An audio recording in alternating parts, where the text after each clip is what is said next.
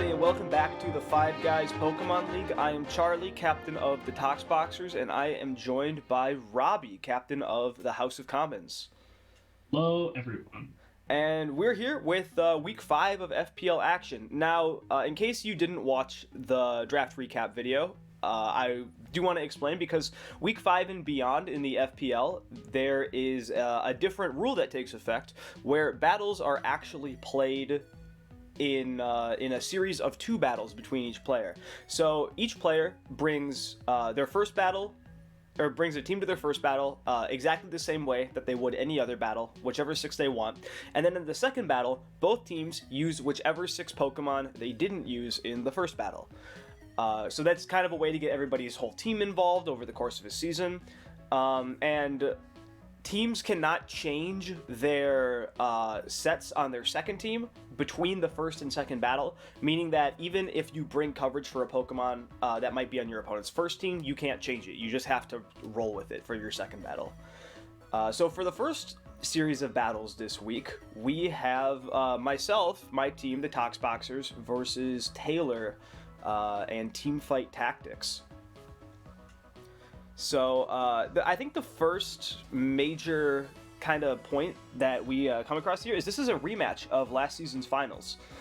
We were the 2 teams that played in the finals. I lost. He actually 2-0'd me in the finals. I think I had a pretty bad matchup into his team, but Taylor just played it out of his mind last season. Like his prep, his team comp, everything was great. He went crazy. Yeah, he really did. It was his first season. And it was his first season. Yeah. That's what's crazy. Yeah, which was, it's definitely the most impressive first season we've ever seen in the FPL. But we're back with the rematch. I think I have a little bit better matchup this week. And Robbie, why don't you talk about that a little bit? Well, yeah, I mean, looking at this team right here, so this, like, first battle matchup, the thing that stands out to me is you both have sticky web Pokemon. So I mean, we both were talking about that. You're the one who pointed it out to me, but basically both of your guys' teams do rely on like some sort of web support. So in other words, Haxorus, Salazzle primarily are the ones who would get the benefit of it on your team, and for Taylor it would be things like Arctozolt, especially if Hail's not up, and Bruxish. So. Yeah, for sure. I know that sticky webs were definitely a part of my game plan, trying to stop the Arctozolt, because while it is fast in the hail, it's not unbeatable, especially through sticky webs. Like, you can definitely get that up and cripple it that way, but I'm going to have to watch out for this Araquanid's webs, because I obviously don't want to deal with that either. So that's definitely going to be a matchup to check. And in this second battle, I mean, you pointed this out earlier, that Ferrothorn is going to be pretty key in Taylor's matchup here to stopping my team. So why don't you elaborate a little bit more on that? Ferrothorn just walls. I'm going to say its name a third time. No, it walls most of your team. Like Mega Gyarados, I don't think it gets a fighting move. It doesn't. I mean, I don't think it does. Yeah. Barring hidden power. Yeah. That doesn't count. So Ferrothorn is just able to like stop a sweep if he needs it to. Maybe something like Poltegeist, if it has like a hidden power or something, could beat it. But does Poltegeist? No, it's a Gen 8, so it doesn't. It doesn't get okay, so power, it doesn't. Yeah. So then, yeah, it really does wall most of the team. There is Sudowoodo and Golbat both have moves that can hit it super effectively, and maybe what's its Delmice too. But again, these are. It's going to be able to wall and just stop. I think he'll primarily use it as like a sweep breaker. So yeah, for sure. But on the flip side, I think that against a Gyarados set of maybe Earthquake, Power Whip, Waterfall, with a Dragon Dance, of course, Ferrothorn might be the only thing on his team that can stand up to that. Oh set. yeah, you beat the rest of it. Yeah. So that's definitely going to be a key matchup to watch. But with that being said, let's go ahead and get into the battle. All right, I lead, of course, with my Quillfish, one of my favorite leads in the British currency. Yeah, I don't really know what he means by that. But I get the taunt off immediately, trying to stop the sticky web right away, and presumably set up my own hazards. Yep, there are my spikes. I love that set on Quillfish. Just spikes, taunts, and then you can run a variety of things. Toxic spikes, Thunder Wave. He's attacking. Yep, and it's probably not going to Are lose. you gonna? Oh, I forgot I brought Pain Split to this battle, to be completely honest. And he tries to hit with the Shadow Ball, maybe as insurance for a Skarmory switch, but he's not quite able to take down the Quillfish. And there's the Scorching Sands. But Quillfish gets up at 3 layers of spikes, did his job. I was very happy with how that turned out.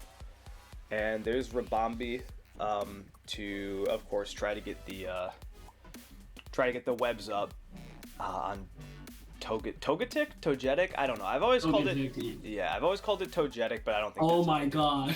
Yeah. Now your word. my game plan this battle of running taunt on a bunch of things didn't quite pan out right there because Salazzle does not get taunt, or at least I didn't have it on Salazzle, so I sadly was not able to stop that defog from happening as he gets his own webs up right there. But I'm able to get rocks up. Oh, you still got him. Yeah, keep stacking hazards. And he goes for lunge. Lunge is a fun move. It is, but not when you take 17% damage from the Rocky helmet by doing it. Now there's taunt, so he's not going to be able to get an Aurora Veil up here, but the hail is pretty much all he needs this Auroras to do anyway, as the body press is able to take it out. I think it's Zolting time. It's what time? Zolting time. Oh, Baby Yoda! Yeah, there it is. There's the Zolt as it comes out and hits the Bolt Beak. And now with with webs on my side and no webs on his side, I don't know if I have really a very good way of dealing with this thing. I tried to predict a Bolt Beak right there, which I did, and I was able to get the Motor Drive proc, but because of the Sticky Web, I'm still slower than him. And Stomping Tantrum, actually a little bit of tech there. Stomping Tantrum does double damage in that situation because his last move, Bolt Beak, failed on the Electivire. Yeah, which is... I didn't even think of that. Yeah, That's insane. I remember he explained that to me after the battle, and I was like, whoa, that is genius. Like, that was very smart. Because at that point, you don't really even need to worry about the Electivire. We might see a cool interaction here, if I remember right. Oh, no. No. If you use First Impression, the Bolt Beak does less damage. Yeah, that is true. Again. Yeah, the Bolt Beak wouldn't kill me anyway, so the Blizzard was probably a good choice. But yeah, Bolt Beak is beatable via like priority or something like that, as I'm finally able to just put a Sticky Web up. But even then, I don't really know if I'm gonna be able to beat this thing. I was gonna say, if you have Bug Buzz, that sub means nothing. So. Yeah, well, he still does outspeed me there because my Rabombi was speed tiered a certain way, and it wasn't speed tiered to beat that in Sticky Web. In Sticky Web, but yep. Wow. And Joel went crazy. Yeah, his Arctozolt is definitely a huge threat, and I just wasn't really able to beat it, especially through the Sticky Webs. There's a reason it's insert how many points it is here. Yeah, it's I think it's 6, but it's definitely in talks to be moved up, along with Auroras. Auroras being in 0 points was just kind of an oversight. Okay, yeah, I was gonna say a weather center for 0 points. Yeah, well, hail is the worst weather, but it was definitely an oversight on our part, and I think everybody can expect both of those Pokemon to be higher in points next season. But yeah, you know, congratulations to Taylor for Battle 1, and let's go ahead and move on to Battle 2. I'm predicting you both are going to lead with Pokemon. Oh, that is a prediction right there. Well, again, this Pokemon's name, I just wonder what he means by it. I love Sudowoodo. Takeout's good tech. Yep. The intro too. He is the knockoff. Protective pads? Yeah, Charlie, so that's anti-Ferrothorn technology right there. If I were to hit it with a Fire Punch, which I actually don't even think I have, I don't take damage. I thought it was the one that prevents you from powder moves. That's Goggles or whatever. Yeah. That is, you're right. Now, I think that was still a bit of an oversight on my part because I had that on there with Fire Punch, but then I got rid of Fire Punch like right before we started battling because I was like, I need something to hit Finny instead. Why is he okay? I don't know about. So I think this whole time he just expected me to switch out of Sudowoodo. I'd go for the kill, but well, I agree. But as soon as I saw him not click close combat with Mienshao, I figured that he was just gonna try to predict me switching out. Like, he was expecting me to switch out the whole time. So I just decided to stay in and do what I could with Sudowoodo, and it ended up picking a pretty valuable kill up on Tapu Fini. Honestly, considering the point difference between those two Pokemon, amazing play by Pseudo. Sudowoodo costs infinitely less points than Tapu Fini. 0 versus 20. Is Fini 20? Fini's 20, I think. Fini's a lot. If it's not 20, it's 18. Yeah, Fini's amazing. It's really high, whatever. Holy shit! Wow, even through the screens, he still is able to do 77 to my. Yeah, to my. Okay. Give him the Gluck. Yeah. Give him the Gluck. So I switch into Golbat here. I wanted to keep Grimmsnarl alive for later, and I figured that I could just get him on the recoil damage right there. No! Oh wait, there's just 0 damage. As Golbat takes less than a quarter of its HP off of the Thunderbolt. Eviolite light screen hits different. Yeah, I believe this was specially defensive Golbat, but the Eviolite on it is just so good. I think this is a great set. It's got a great defensive typing, Roost, Toxic, some really good utility. You've really made it shine, because I didn't think Golbat would be good at all, but you've proved me wrong. Well, for 3 points, I figured it was definitely worth trying out at least. It was kind of just I had 3 points left over after the draft, and I just wanted to spend it on something. But yeah, there we see some of that coverage from Jolteon. Shadow Ball is a pretty classic coverage move that you run on it, and it's able to hit my Delmice for a critical hit and a lot of damage, as I kind of just have to sack it there to the Mien. Oh wow, you were AV too. Yeah, I've been really enjoying this AV Delmice set. It's especially super bulky, and it is able to